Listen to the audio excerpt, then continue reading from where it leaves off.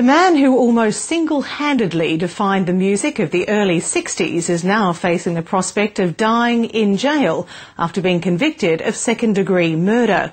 At 68, legendary music producer Phil Spector was convicted by a jury 6 years after he shot a film actress at his mansion in Los Angeles. It hasn't come as a surprise to those familiar with the reclusive star's alcohol and drug-fuelled lifestyle, which also included an unhealthy fascination with guns. Thea de Chaos reports.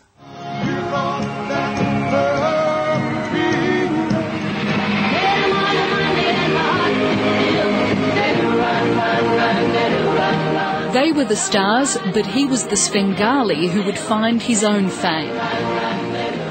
He worked with the Ronettes, he worked with the Righteous Brothers, with Ike and Tina Turner. He pretty much created the girl group sound. He worked with the Beatles as a band, he worked with John Lennon, he worked with George Harrison, he worked with Leonard Cohen, he worked with the Ramones, you know, like a massive number of people. 1, 2, 3.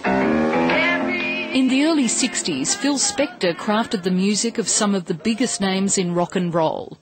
His obsession with detail and grandiose arrangements would eventually earn its own label.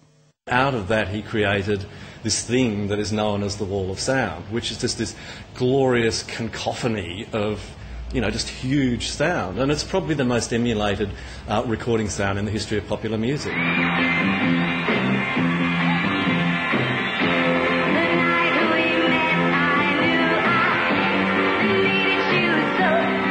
The greatest record producer pop music has ever seen, Mr. Phil Spector. Doesn't matter if I ever get to heaven. I've been honored by Q Magazine and you. And heaven can't be any better than that. Thank you. The trappings of success came early. At just 21, he was a millionaire.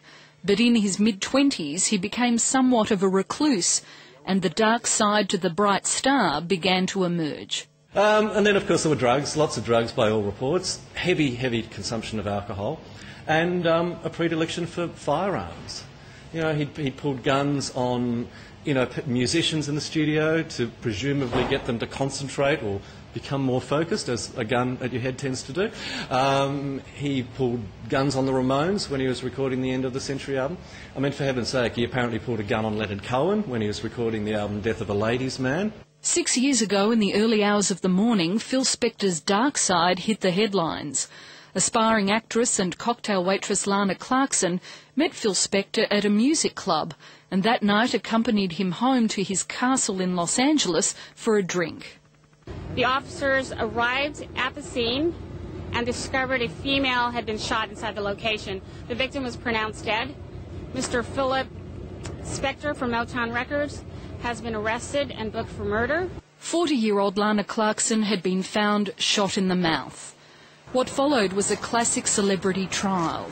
Phil Spector's parade of wigs were as compelling as the case of the B-grade actress murdered in the home of the reclusive rock genius.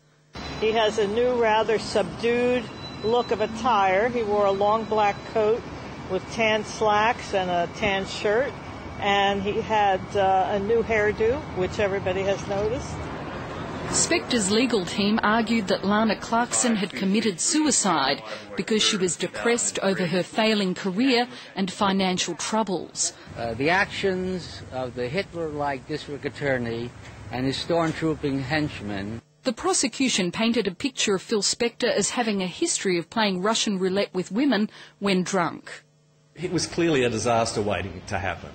And so when I heard the news that he'd been arrested, and it was a woman, it was at his home, it was late at night, he'd been drinking, there was a gun involved, surprise factor, 0. In the first trial, the jury failed to reach a unanimous verdict. Today, the jury was in no doubt.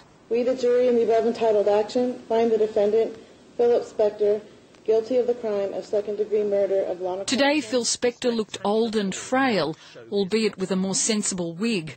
One of the most damning aspects of the case was the testimony of his chauffeur, who said on the night of the killing, Spector emerged from the house and said, "I think I've killed somebody."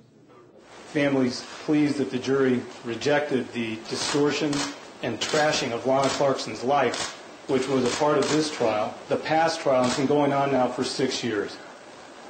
Actions have consequences. Mr. Spector has to face the consequences of his acts. There's no joy here today. It's a tragedy. Lana Clarkson's family say they'll seek civil damages, but much of Phil Spector's fortune has gone to pay for his legal fees. Phil Spector's lawyer says the result is a travesty and his client will appeal. For a man who defined a generation of music and then withdrew into his own world, it's probably not surprising that none of the great artists who worked with him during his life ever fronted up to court to support the reclusive Phil Spector. I think a lot of what has happened in his life is because he's become so reclusive. Was it by design, or was he just too terrifying to hang out with? If someone rang me up one night and said, "Hey, Stuart, it's Phil Spector. I got a ton of drugs, I got a lot of booze, and I got about 8 guns. You want to come around and play pinball?" I think I got something better to do, don't you?